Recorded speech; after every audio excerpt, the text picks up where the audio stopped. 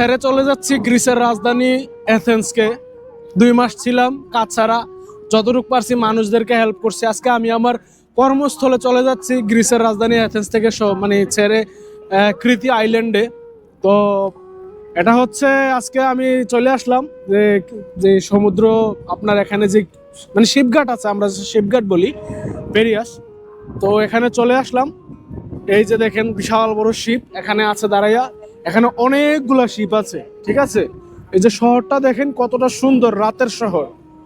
বিশেষ করে আমি এখন মানে জাহাজের উপরে আছি, মানে একবার উপরে না, উপরতলার মানে শেষতলার নিচতলায় আছি। হ্যাঁ, আর এটা হচ্ছে আমি উপর থেকে, জাহাজের উপর থেকে আপনাদেরকে দেখাচ্ছি। তো আজকে চলে যাচ্ছি, আগামীকাল ইনশাল্লাহ সকালে পৌঁছে যাব আমার কাজের শহরে, দ্বীপের মধ্যে। তো 7 মাস 8 মাসের জন্য চলে যাচ্ছি, যদি আল্লাহ তাআলা বাঁচাইয়া রাখে ইনশাল্লাহ আবার এথেন্সে আসব।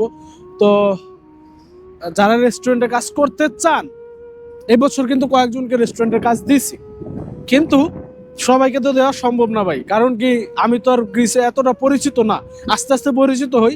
ইনশাল্লাহ আপনাদেরকে হেল্প করার চেষ্টা করব।